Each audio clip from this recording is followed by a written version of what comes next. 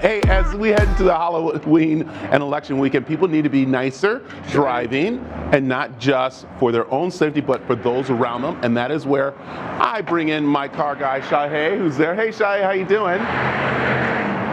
Good, sir. How are you? Good morning. Good morning to you. You know, we come to you for, of course, car tips and everything, but one thing that you've been noticing is about driving and being polite out there. Let's talk about that a little bit. Yes, absolutely. People are frustrated. We've been on the lockdown for a little while, then we're okay to drive. So emotions are high. So when you get behind the wheel of your car, we got to remember this puppy weighs anywhere between 3,000 and 5,000 pounds.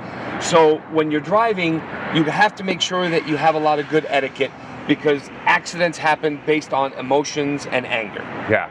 So we got to calm ourselves down, definitely. Yeah, our temper is one thing that we definitely have to watch out being out there and frustrated with things going on. Being thankful, what about that? Yeah, being thankful, you know what? It's a small gesture. So if you're, as you all know, you're stopped somewhere and someone's trying to get out, and if they allow you to merge before you, they wave you, say, go ahead, be kind and wave back and say thank you, or just a smile. Because if you don't, it's frustrating. They're already angry, and they're like, wow, really? You didn't even say thank you? And it makes them all mad, and all of a sudden, aggressive driving happens. Heavy foot on the gas. It's not a good domino effect to be into. So be polite and be thankful. So, okay, I have been known to use my horn, but not in a nice way.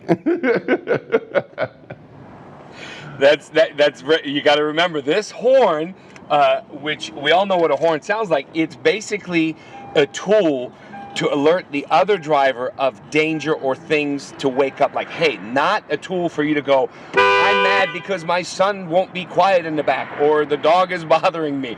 It's not for you to use in anger. It's there for you to let the other person know, hey, you're too slow, or watch out, there's another car that's going to hit you. It's a tool for to pay attention. So, all right, tailgating, very important here, especially right now as we're getting ready for the Halloween weekend, and there are going to be kids out there. People are going to be walking and doing things.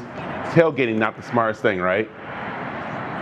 No, absolutely not. It's almost 48% of rear-end accidents is due to tailgating, because what happens is you're watching the traffic flow. You don't know 5 cars ahead of you if that person's going to abruptly stop. So when it does, boom, boom, boom, all of a sudden you're too close, you're going to hit. Make sure you're at least 1 car length away from the other person.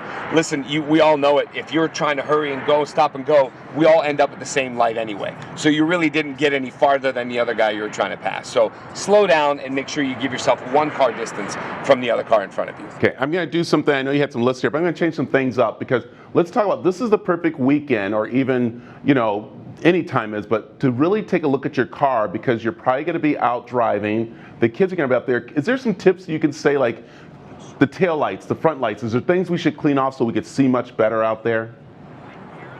Oh yes, absolutely. The one great thing that you can do, especially if you're going to take the kids out trick-or-treating and it's dark out, you want to make sure that the front headlights, as we all know, most of us in Arizona, the plastic headlight assemblies get oxidized and they get yellowy.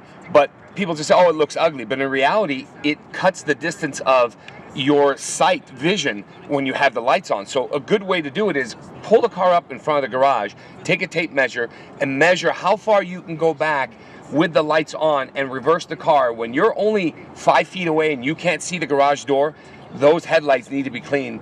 So that's one thing you can do. Come in, you can get it done anywhere. There's also some YouTube videos with toothpaste. There's also sandpaper kits that you can buy from a local parts store that you can do yourself at DIY. So there are things that you can do. And of course, brake lights. Make sure that you stand in the back of the car and have someone step on the brakes and make sure the brake lights are working, because if you are driving, you want to let the cars behind you know that you stopped for kids to cross. If you have no brake lights, they think everything's fine and they're going to hit you, especially when kiddos are around. So I know, and I'm going to get in trouble. I'm supposed to wrap this up, but we're going to have people walking. Can you point out one blind spot in the car so people understand that's why you need to be in the crosswalk and not crossing in the middle of the street because people can't see them? What's one little blind spot in the car? Well, if you're in the car, obviously it's always driver's side rear corner. So I know we always turn around and take a look, but the A-pillar, as they call it, between the front door and the back door, if you don't catch, kids are running fast. That's another thing too, crossing streets in the middle. If they cross and you're kind of look over and you don't see it, so what you really want to do is be fully stopped and turn your body completely. And if you need to lean over the headrest and look through that window and visually see, or better yet, roll the window down and put your head out to take a look. That's a very bad blind spot, is driver's side left shoulder. So, Shaheen, that's why I like coming to you. You help us out. I appreciate it. You got it. All right. Hey, you know you can find out more about Shaheen and his little tips by going to Mazvo's website. And I think next month we're going to talk to him about getting the car cold ready, because I know my heater's not working.